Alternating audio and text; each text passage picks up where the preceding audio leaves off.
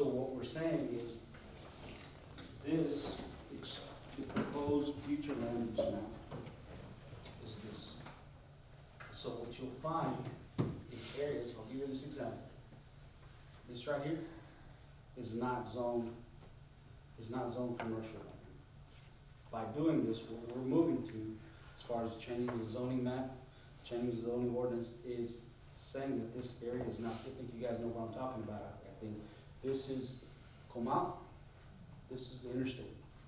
All this area right here still zoned A, still to this day. All this area here still zoned A. You'll find a lot of area up here where we have off of Oak, going out 35 with the annexation still zoned A. So what we're saying is we're gonna prepare the ordinance, the zoning ordinance and the zoning map to reflect these changes. Again, this is what I'm talking to you about is future land use. So that's what it's gonna be, we're gonna do our part to notify people, to put things in the paper, to have our public hearings, to do what we need to do, to make sure that people are aware of this, but that's what we're proposing is moving forward with, the adoption tonight and then moving forward with revisions to the zoning map and the subdivision regulations of our zoning ordinance, which you'll hope to see in the next 3 months. But it'll be work that we will be working on. So I just want to make sure, if y'all have any questions about the implications, there are implications here. I want to make sure that that's clear. There are implications of areas that have had conditional uses, of areas that have had AO zoning, areas that have had, I'm trying to think what other things we've dealt with this one.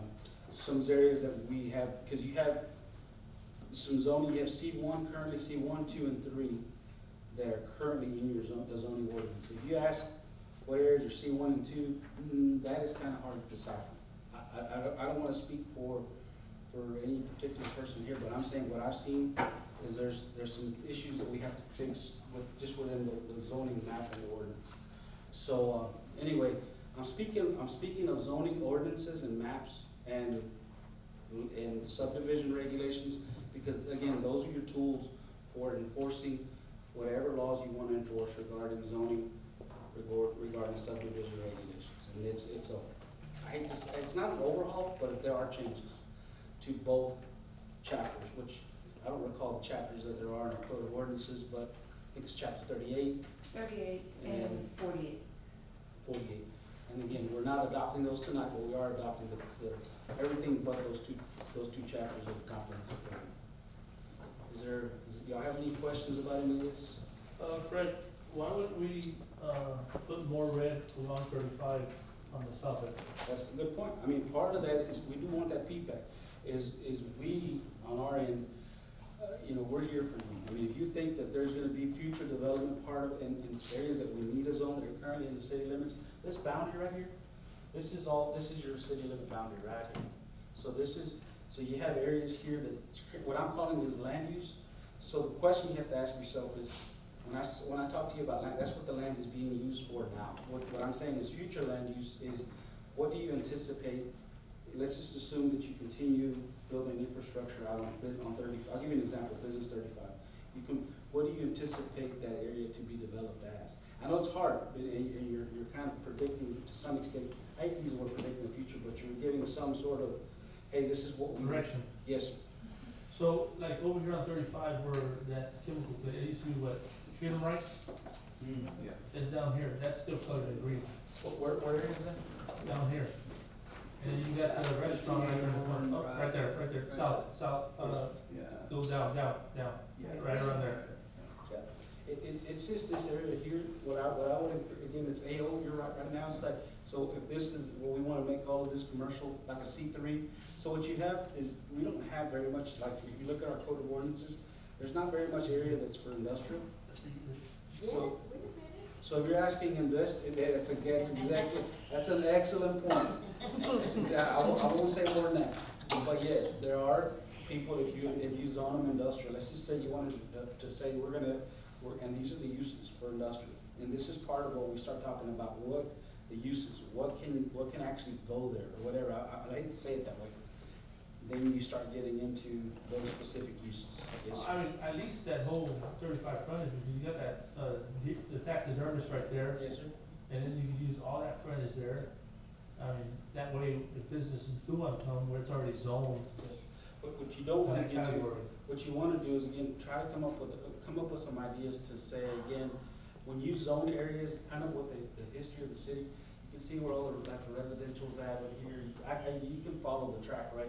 Where it gets a little harder to do is these areas. Right, because it's residential, and then you got commercial in the start. So you can't spot zone, right? You can't select, well, we wanna do this right here, and then we wanna do this area right here as residential, and then we wanna do this area right here as commercial. It needs to be consistent to what you anticipate the future land use to be. Yes, sir. In along 35, we want that commercial. I would hope, I think this is just my suggestion to the council, is part of what you're saying, again, you really need to look at this stretch. You need to look at right here on Business 35, look at that stretch, and it doesn't have to be what we're recommending, it could be, if you anticipate additional industrial area, and that, if that's your industrial area, this to me looks like it's shaping up to be commercial, which is your Comal and 35, right?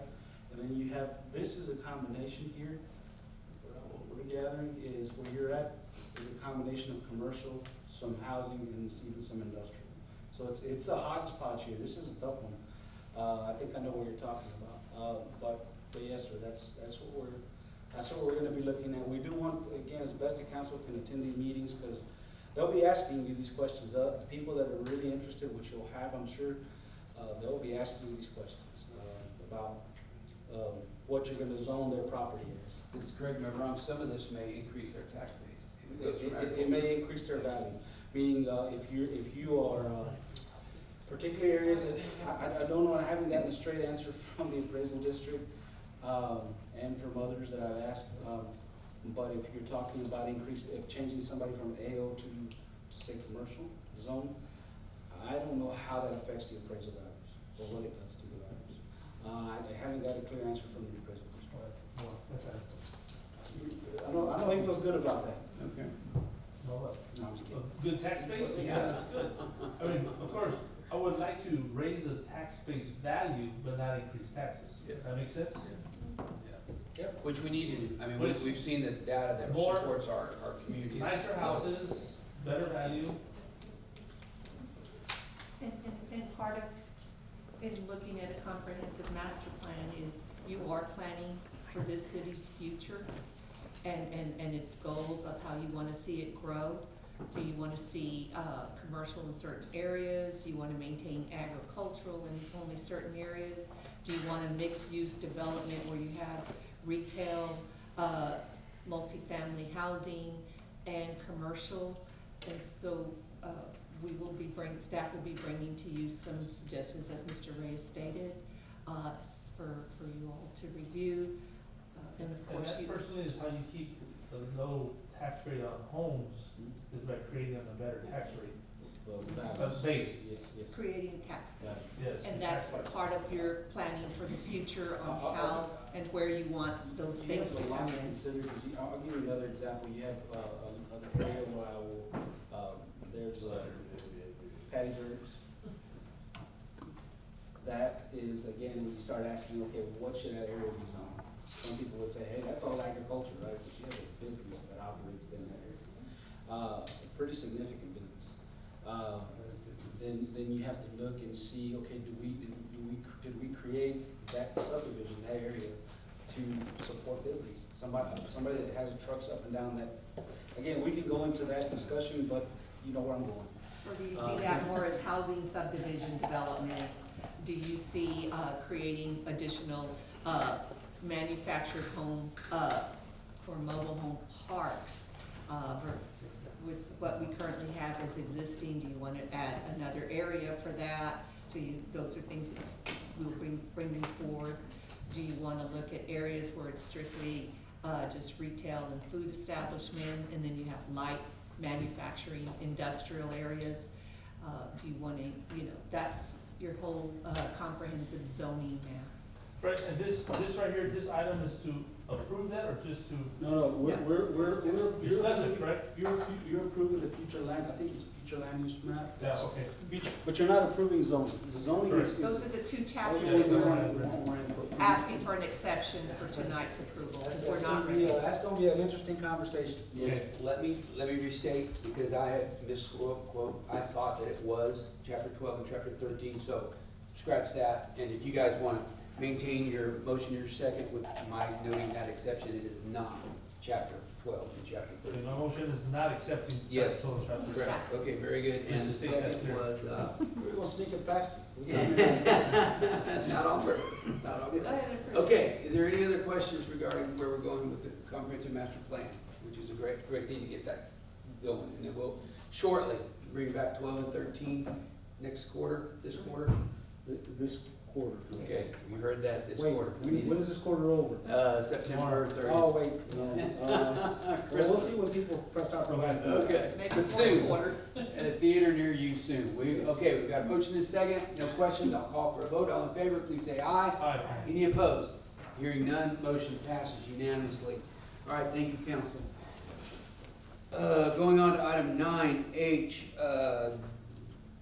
discuss and consider authorizing the city manager to award and enter into contract with KJ Oilfield Service for the construction of the city of Pearsall Public Works Service Center Warehouse Storage Expansion Project. This is an action item, we need a motion and a second. Motion. Motion by Councilman Leal, second by Councilwoman A. Garza. City manager, you got it. Yes, Mr. Yandere is out on vacation, so I'll do my best to try to present this item. We had, I think, 2 bids that came in for this project. KJ Oilfield Services was the low bid.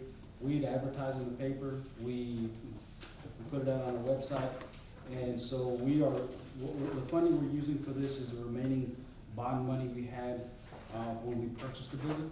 So, we're asking for approval of this item, and so what we're gonna do, I think Crystal has some pictures, I don't know, were you able to get those, Crystal? The space we're talking about and the extension, or I say the extent, the improvement, is part of the. On page We 188. still call it the Hard Rock, I don't know why we're still calling it the Yeah. Hard Rock, but we still call it the Hard Rock.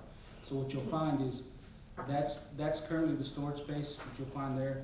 So we're looking at adding some shelving there and improving that space. Right now, we're starting an inventory. Again, part of this is in its infancy, because we've never had, a lot of space.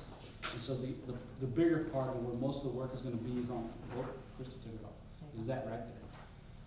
Right now is, we're gonna close that off, and we're gonna put a door, there, and shelving is gonna go up there on the, where you see that. So we'll have shelving on 3 sides, and we'll be putting our material, that we have in storage. It'll be our warehouse. It won't be very big, but it's good enough for us. So we're asking the council to approve this item so we can get that work done. We got a price tag of $48,000, Yes, sir. and it was a low bid, and, he's done a lot of work in the past, so any questions? Aye. Hearing none, a call for a vote, all in favor, please say aye. Aye. Any opposed? Hearing none, motion passes unanimously. Thank you, council. Moving on to item 9I, discuss and consider ordinance number 20240701, amending the code of ordinance related to the city of Pearsall Water Conservation and Drought Contingency Plan. You will find that on page 195. I need a motion and a second. Motion by Councilwoman R. Garza, second one by Councilwoman A. Garza. City manager, you have the floor. Mayor, years back, the council had approved, a drought contingency plan.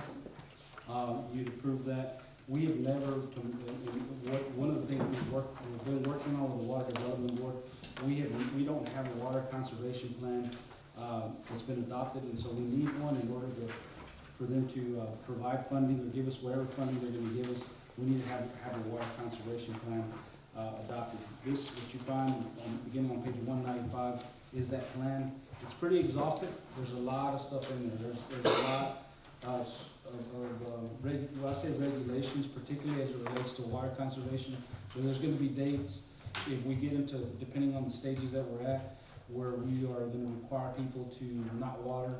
We're gonna have dates of, where, again, depending on the stage, that you know, again, there'll be regulations, so we're gonna have to work with our code enforcement, department and others to make sure the judge and other municipal court to make sure that they understand what we're trying to do, what we're trying to accomplish. But this is part of the state's requirement for us to qualify for funding as it relates to Water Development Board. And we also, as an RN, we have to enforce this ordinance. And so, we're asking for approval of this conservation plan. And, if you have any questions, I'll be more than happy to answer anything, but I will touch on a couple of things. What you wanna focus on, this is just my suggestion, is, begins, let me make sure.